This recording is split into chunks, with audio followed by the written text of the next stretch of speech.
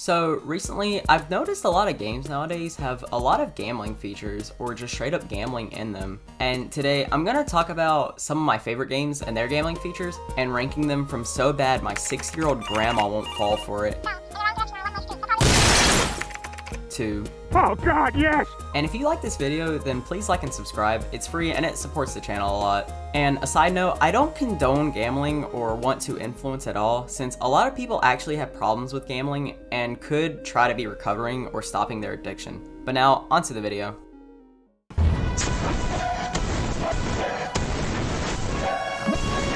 So the first game I'm going to be talking about is Overwatch 1 and 2. Now, Overwatch 1 kinda had more of a mainstream impact for gambling features in games, but Counter-Strike did do the whole loot box system before Overwatch like 3 years earlier. But we'll talk about Counter-Strike later. But Overwatch made it really easy to obtain loot boxes. All you would have to do is just play some matches and over time you would get a loot box. Or you could get special event loot boxes during events. But what if you didn't want to play matches for loot boxes, and all you wanted to do was open as many loot boxes as your heart contents? Well, then you could just pay for the loot boxes, or you could just go another step and just start buying Pop-Tarts, Cheez-Its, Pringles, or the fucking Overwatch cereal for some loot boxes. Like, you could go to your local grocery store and just start scalping the hell out of these for some loot boxes. But I'm gonna go off tangent and just talk about this. Blizzard made it really easy to get these loot boxes. Like, you could buy some Pringles, Cheez-Its, Pop-Tarts, or Overwatch cereal, and you could just save up on all the loot boxes you could ever want. But we saw what happened if you did save up on your loot boxes. They opened my boxes! But what made opening these loot boxes so addictive? Oh, Purple, look at me. Oh, what is that? Oh my gosh. Yes! A Genji highlight intro! Yeah! Well, it was probably the addictive nature everyone got when opening them, where you could open one loot box and get a gray tier skin, which would look terrible. Or you could open a loot box and get a legendary tier skin, which would look awesome, making you want to open more for even cooler skins for your favorite heroes. So because of that, I'm ranking Overwatch 1 on tier, oh god, yes! but now we're gonna talk about Overwatch 2. I don't really like the way they did Overwatch 2's loot box system, mainly because they limit how many loot boxes you can get in a week, which is just 3. And personally, that's just not enough. Like, yeah, you could get some more from the recent events or battle passes, but personally, I just dislike that. It makes me feel like I'm being cut off, and I think many people in the community feels the same. But it has only been a month or two since loot boxes have been out on Overwatch 2 at the time of this recording, so by all means, they could definitely improve this later on. It's just the execution was terrible. And they also made loot boxes not as big of a deal as in Overwatch 1, mainly because every day they reset the in-game shop, so it's much easier to get the cooler looking skins you want. Or you can get discounts on some of the really rare skins from the Maximilian's Vault. Like, yeah, you can get certain special skins from the loot boxes, but they don't look as cool as some of those skins you can get by just spending the in-game currency. So for that, I'm putting Overwatch 2 in the it could be better tier. Ramp, inside alone ramp.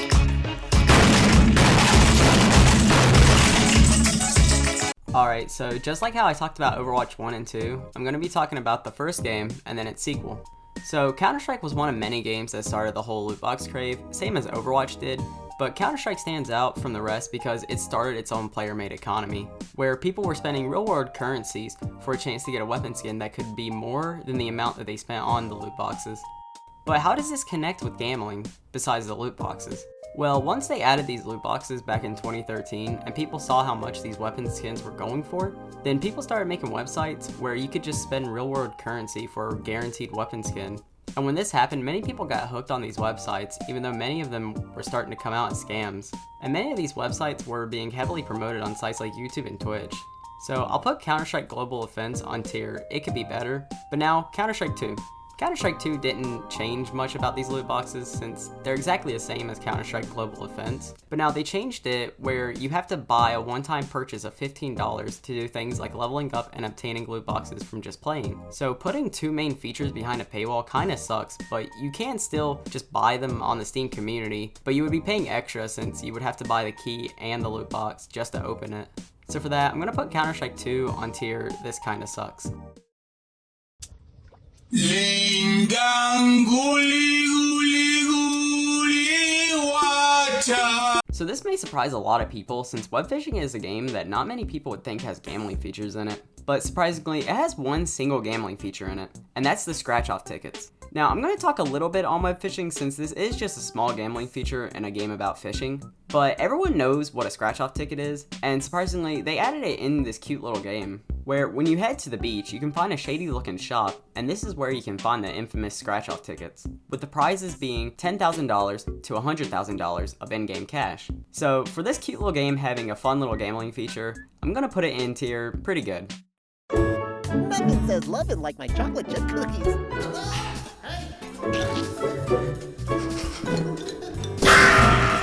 Okay, so I added this mobile game not because I looked up games with gambling features, it's just because I single-handedly got hooked on this game's gambling features, where all I wanted to do was just keep spending more and more on the gacha for either more characters or the same characters so I can make them even stronger than before. But how did I get hooked on this silly little RPG game? Well, after I was recovering from getting my wisdom teeth removed, I was slowly getting bored of the games I was playing at the time, which was just Minecraft. But then over time, I remembered a game that one of my friends told me about years ago, which was this game. And so I logged in, and well, I was spending over 4 hours a day on this game for 2 weeks straight. Now, I don't play it like all the time anymore since I got pretty burnt out after a while, but I'll most definitely come back to it later in the future. But I'm gonna rank Cookie Run Kingdom in a tier pretty good.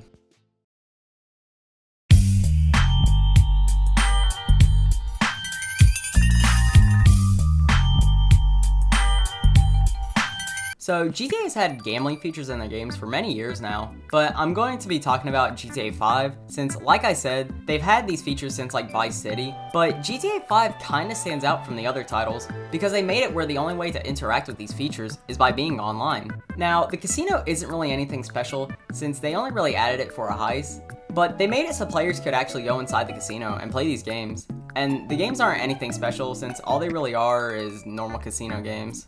And it's not even worth it because you can get more money from just doing normal heists in the game than gambling in the casino. But I do like how they made use with the building and actually made it so players can interact with it. But as I said, it is kind of useless since most players can get twice as much money from just doing basic heists. So I'll rank GTA 5 in so bad my 6-year-old grandma wouldn't fall for it. I do wish I could make it higher, but they made it really useless.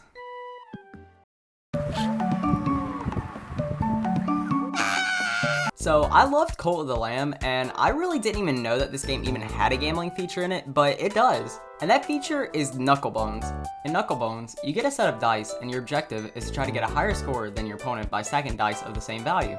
And I really love how they use this board game as a way to make it more mainstream, since before this game, I never even knew what this game even was. But now I really love it. It's something I can get lost in time playing, since I know every outcome will be different, and there is no way to win every time, since it's really based on luck and dice. So for all of that, I'm going to be putting Cult of the Lamb in tier... Oh God, yes!